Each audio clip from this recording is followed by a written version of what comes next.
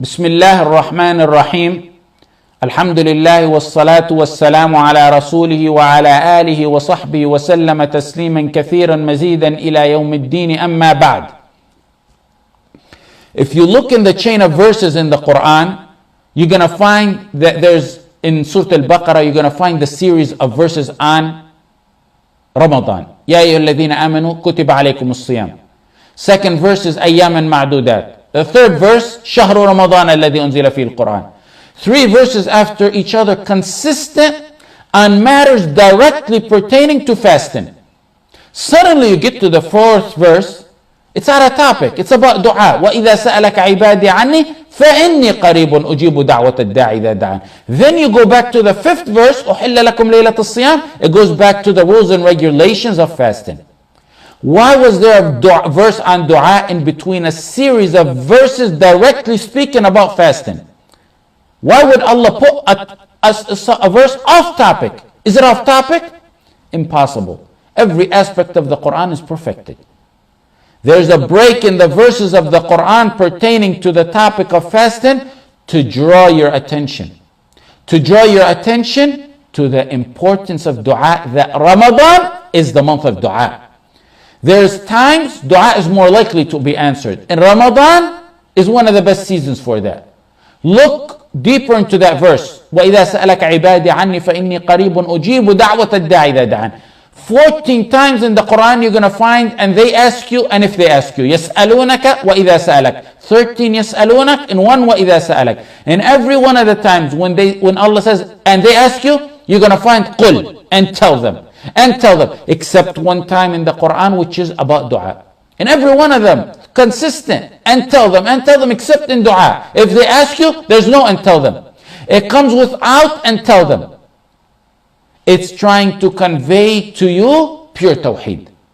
That this is a relationship between you and Allah directly. Not even the Prophet ﷺ. No messenger, no wali is between you and Allah. The dua is direct between you and Allah. It's complete tawheed, pure tawheed. And that's why there's no qul in it. The dua is answered at all times in all situations. Allah answers at all times. Days, nights, evening, all situations. Stand and sit and laying in bed. In wudu, out of wudu. It doesn't matter. But there are times in situation where dua is more likely to be answered. And let's take some of those tips so we can perfect our dua in this month of dua. And not only that, but we're never going to stop making dua after, inshaAllah ta'ala.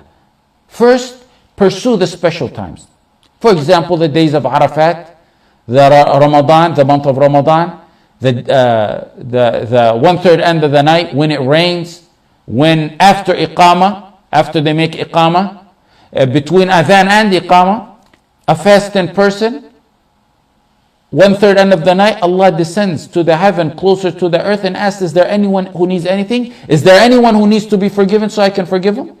The more you combine of these special times and situations, the more likeliness the dua will be accepted, insha'Allah. Combining Ramadan, for example, with the night of Laylatul Qadr, with sujood, prostration, with the 1/3 end of the night, and look how amazing that is. Special times and special situation. So that's the first issue. Second one is, you can make dua anytime, in any situation, but be formal sometimes. For example, sometimes go make wudu and plan it. It's like a day. Plan it. Go make wudu and pray 2 rak'ah. Face the qibla. Be formal and raise your hands. The Prophet ﷺ, Sahih Muslim, raised his hands once until his armpits were showing. The whiteness of his armpits were showing. Sometimes he raised it close to his chest. Sometimes he don't make dua with his finger. It's proper to make dua with your finger. إِنَّ اللَّهَ حَيِّيٌّ كَرِيمٌ يَسْتَحِي مِنْ عَبْدِي إِذَا رَفَعَ يَدَيْهِ أَنْ يَرُدَّهُمَا صَفْرًا. Allah, the ever-living, the most حَيِّيٌّ كَرِيمٌ, the generous. If a man raises his hand in supplication, he will be ashamed to turn his hands disappointed or empty. يَسْتَحِي أَنْ يَرُدَّهُمَا صَفْرًا means zero. He would never turn your hands zero. He's ashamed to do that. Abu Darda used to say, raise your hands to Allah before they're fettered in chains. The next point, make dua in a voice not too loud or not too low. When the Sahaba raised their voice out loud, the Prophet ﷺ said, Ya ayyuhan nas, inna alladhi tad'un, laysa bi asam wala ghaib. In Sahih Bukhari and Muslim, he said, you're not calling someone who's deaf or absent. And likewise, وَلَا تَجْهَرْ بِصَلَاتِكَ وَلَا تُخَافِتْ بِهَا أُدْعُ رَبَّكُمْ تَضَرُّعًا وَخُفْيًا. Verses that mean neither not loud nor low. Follow way in between. And that's how one of the manners of dua is.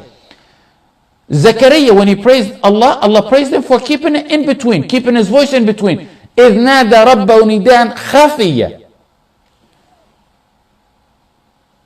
A next point on dua. Don't try to overly make dua rhythmic, like a poem. It doesn't really necessarily happen a lot in English. If it happens normally, okay, but to go out of your way and do it, that's wrong.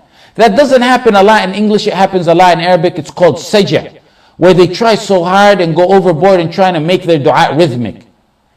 Allah in the Quran says, ادعوا ربكم تضرعا وخفيا إنه لا يحب المعتدين. He doesn't like, when he talks about dua, he said at the end, he doesn't like those who transgress in dua. Some of the ulama consider this transgression, like saying Rahman, Quran, Insan, Bayan, and going out of your way in doing that. Now, even though it's not an issue in English, why I mention it is there's a lesson to it.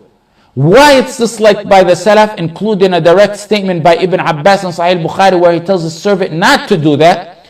It's because it takes out of the humility in dua.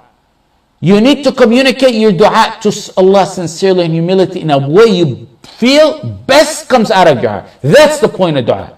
It's not about being eloquent. That's not how it works with Allah. In this world, you gotta be eloquent to get some positions. With Allah, focus on humility, on sincerity, on getting your heart into your dua. إنهم كانوا يدعوننا إنهم كانوا يسارعون في الخيرات ويدعوننا رغبا ورهبا. ادعوا ربكم تضرعا وخفيا. Humility, sincerity. Next, be firm in your dua, knowing Allah will answer you. ادعوا الله وأنتم موقنون بالإجابة واعلموا أن الله عز وجل لا يستجيب دعاء من قلب غافل. In Sunnah Tirmidhi, when you make dua, be firm and have your heart in it. Be firm that Allah is going to answer you. Don't say, oh Allah, forgive me, if you will. If you will. Don't say that. Say, oh Allah, forgive me, period. Firm and know that Allah is going to forgive you. Don't feel hesitant that Allah will not answer you. If Allah answered the shaitan, do you think he'll not answer me and you? The shaitan asked Allah. The shaitan asked Allah, allow me respite until the day they get resurrected. أنظرني إلى يوم يبعثون. Allah said, إنك من المنظرين. You are of those respited.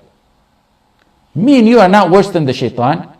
No matter what we did, we're not worse than the shaitan. Even though we have mountains and mountains of sin. If Allah did not reject the dua of the shaitan, will He reject my dua and your dua?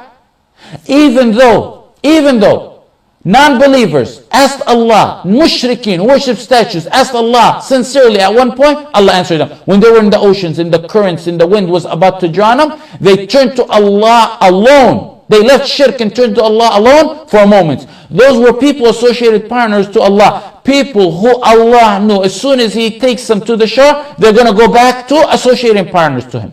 Yeah, when they sincerely, for moments, invoked Allah subhanahu wa ta'ala, He responded to their dua. If He responded to the dua of the mushrikeen, who for a short period of time did dua sincerely, you think He will not answer the dua of the muwahhideen? Be persistent in your dua. And this is the A and B. When we say be persistent, it's A. First of all, make your dua in persistence. When you make it actually, when you ask Allah, ask Him over and over again. Plead and beg Him. In Sahih Muslim, the Prophet ﷺ used to make dua many times, 3 times. Ibn Mas'ud said, used to make it 3. Ask Allah 3 times. That's in making the dua. Then be persistent over time. If you don't get it overnight, don't give up. Make dua more and more. And don't you ever say, I'm making so much dua and Allah's not answering me. You negate your dua like that. يستجاب لأحدكم ما لم يعجل فيقول قد دعوت فلم يستجب لي فإذا دعوت فاسأل الله كثيرا فإنك تدعو كريما. In Hadith al-Bukhari, Muslim, ask Allah a lot. There were some of the Salaf who didn't get what they wanted in 20 years. They said, we still have hope that Allah is going to answer us. Next point is start your dua and end it. And in between, find a spot to make salah on the Prophet ﷺ. Abu Sulaiman al-Darani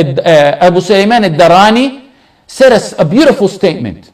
He said, start your dua with salah on the Prophet ﷺ and end it with salah on the Prophet ﷺ. Why? Look at how amazing his statement was. He said, because the salah on the Prophet ﷺ is automatically accepted. And the most generous Allah is not going to accept the beginning and the end and leave out the middle.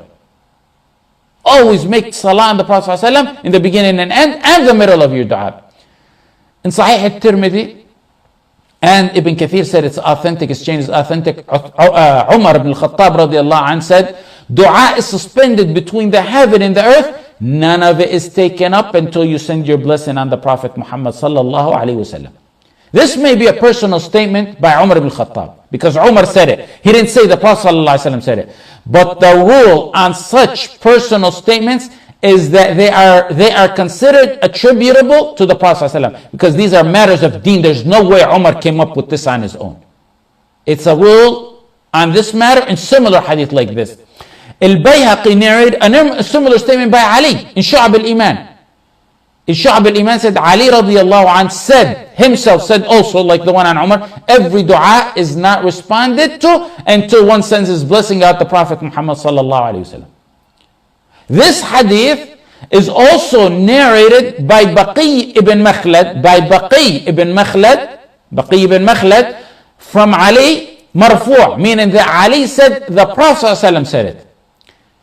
So it's all attributed to the Prophet ﷺ and by Baqi ibn Makhlad. Do you know who Baqi ibn Makhlad is? Baqi ibn Makhlad is the one I gave a talk, and I think a lot of you were in that talk. The man whose dua got accepted for a prisoner who was taken, and when he made dua, the shackle kept breaking until they finally released him. They said, someone's been making dua for you. Listen to, I think the brothers uploaded that talk. The final matter is, work on your internal matters. And that's very long. This whole topic is very long, but this is a super short summary. For example, repent to Allah before you make dua. Return the rights of others. Turn wholeheartedly to Allah. Give charity. And rest assured, Allah will let you down. He said, ask and I'll give you, and He will. Ibn al-Mubarak said, I went to Medina one time when there was a drought. People went out to make istisqa for a very long time. One day I went to the masjid, I sat next to a black man. He was wearing khash, which is stack clothes, which is rough clothes made out of camel's hair or goat's hair.